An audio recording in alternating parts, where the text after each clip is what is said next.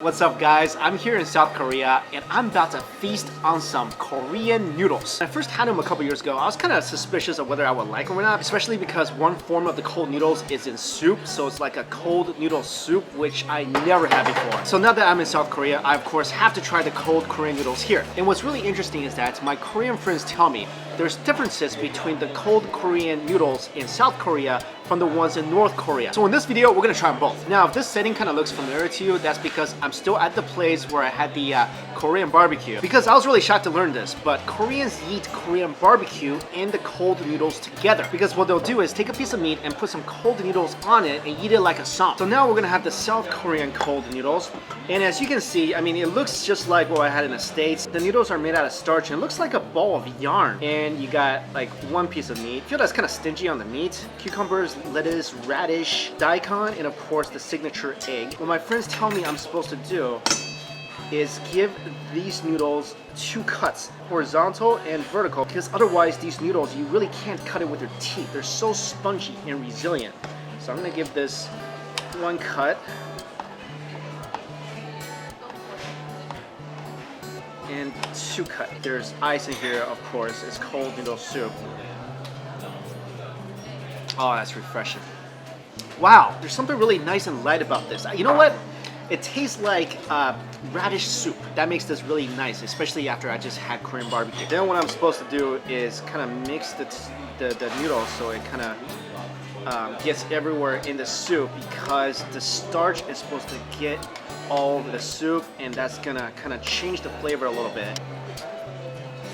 Ah, so nice and cooling. I feel like this is the perfect meal after you just had a bunch of meat, because this is like the anti-meat. There's really only one slice of meat in here, and every other ingredient just cools your whole body down. The noodles are nice and spongy. What I love about this is, although it's been soaking in the soup for a long time, they don't get soggy. They still have a really nice chew. And they give you two sauce bottles. One is vinegar and one is mustard.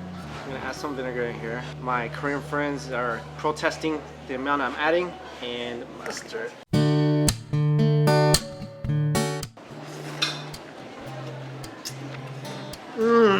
I love it when things are mustardy, because that mustard just made the soup spicy, and I love noodle soups that are both vinegary and spicy. Oh, right now, this is right up my alley. So happy. I'm gonna try the soup Asian style.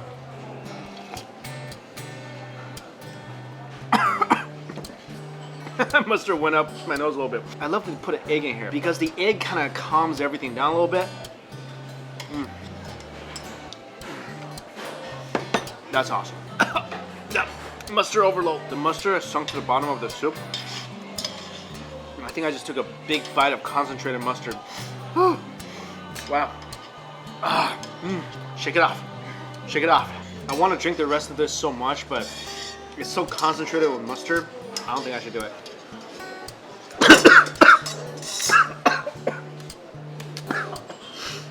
That was not smart. Oh, now I'm crying mustard tears. Now this version of the cold noodle soup looks like my version of heaven, where a giant mountain of hot sauce exists. And this is a combination of Korean soy sauce, Korean chili paste, chili powder. I mean, all the things I love in my life concentrated in one bowl of noodles, and it looks amazing. So same thing, I'm gonna cut this in half, and then in half again. Give this a nice mix. Look at this. This is just like, it's more hot sauce than there's noodles on this thing. I mean, can I get some more noodles for my hot sauce? That looks spicily divine. You know what? It's not as spicy as I thought. It's actually more sweet. I definitely taste the traditional Korean spicy paste, which in my opinion is not that spicy. Wow, this is definitely not what I thought. I thought it was gonna be a punch in my face spicy. Not at all. Really sweet. Actually, again, pretty refreshing. Definitely a lot of sesame oil, but I feel like I like the soup version better. Well, that was awesome, and now we're gonna go try some cold noodles in North Korea. Wait, no. That's not right. We're gonna go try some North Korean cold noodles in South Korea. I'm not going to North Korea to try noodles.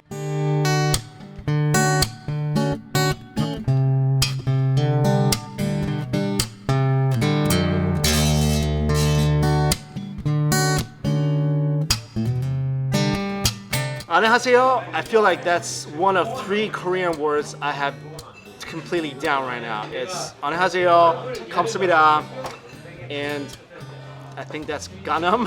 Can I count Gangnam? I am in a restaurant called Jungin Myeonok. I think that's what it's called. This is a famous North Korean noodle shop here in well, I don't know exactly what this area is called. I can't pronounce it. It's by Ghana. So let's just say it's that. If you want to know the detailed location, check my description box. Language really isn't my thing, but food is, and I'm really excited to be able to eat North Korean noodle soup without actually going to North Korea. Now, from what I understand, the biggest difference between North Korean and South Korean cold noodles is that North Korean cold noodles are relatively simple. They don't have a lot of ingredients in them. Also, you don't need to cut them like we did with the South Korean cold noodles. And if you remember, when we were eating the South Korean noodles, the noodles stayed pretty chewy, pretty bouncy, even though it was sitting in the broth, but that's not the case with North Korean noodles.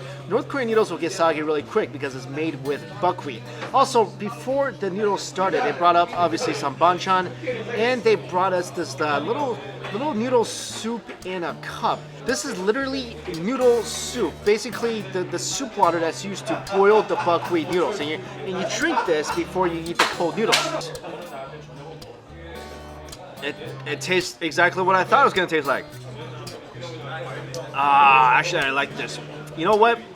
In Chinese cooking, we really love drinking the soup after dumplings. We call it jiaozitang. It's basically the water you cook the dumplings with, and it tastes just like this.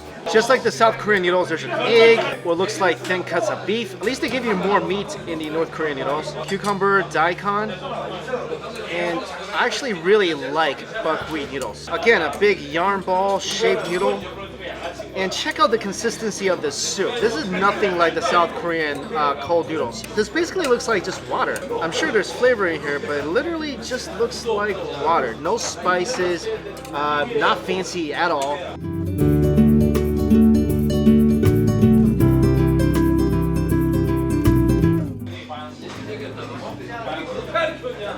You know what this tastes like?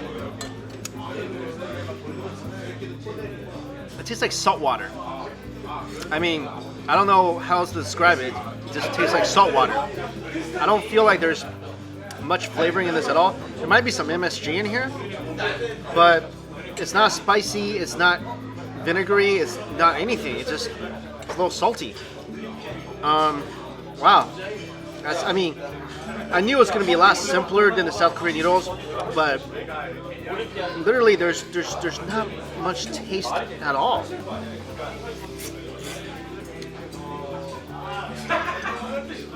I really like the noodles though. I love buckwheat noodles because it's kind of nostalgic for me, because when I was younger in China, my grandparents used to make me cold, dry buckwheat noodles. They would take the buckwheat noodles and mix it with some soy sauce, some spices, and literally that was one of my favorite dishes. And I haven't had that since I moved to the States, but this texture right here is very nostalgic of that dish I had before. Of course, I'm eating this right away, so they're not soggy at all. Really like that texture. I feel like this would be a lot better even dipped in some seasoning or even mixed without the soup, because the soup really doesn't add anything to this. It's making the noodles slightly salty. That's all the soup, I'm not even gonna call it soup, that's all the salt water is doing. Take some banchan, maybe some kimchi, whatever they give you, eat it together with the noodles.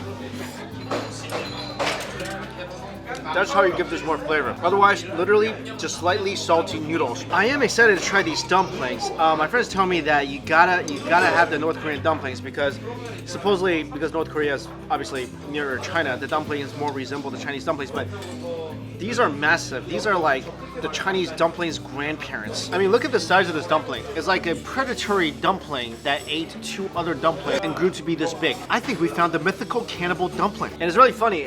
We asked the waiter what is inside these dumplings. They wouldn't tell us because they said it's a secret. They wouldn't even tell us what kind of meat this is. So I'm just gonna bite into this and kind of give you guys my assessment of what I think this is.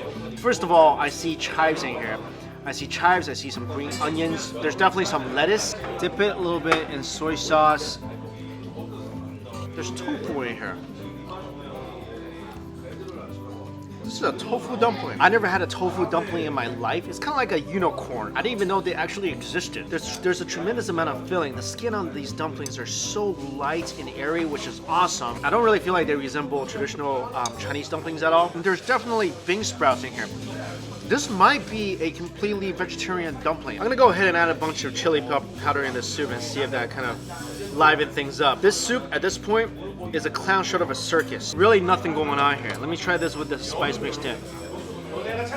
Okay, that really didn't do much of anything. And there's really nothing that can get past the salt water taste of this cold noodle soup. It's like I'm eating these noodles out of the ocean right now. So now that I've tried the cold noodles from both Koreas, my assessment is the soup for the South Korean cold noodles is leaps and bounds better than this salt water here. They give you a little spicy mustard, some vinegar, you mix that all up. I'll eat that soup any day of the week. And the North Korean cold noodles, the soup itself is, to me at least, is undrinkable. But the noodles are fantastic. You can tell it's really fresh, it's really springy. And like I said, it really takes me back to my childhood. I think overall, I definitely prefer the South Korean cold noodles over the North Korean cold noodles. Literally everything I had today, it's just absent of any flavor. Besides the noodles themselves, the egg was just a half a hard-boiled egg.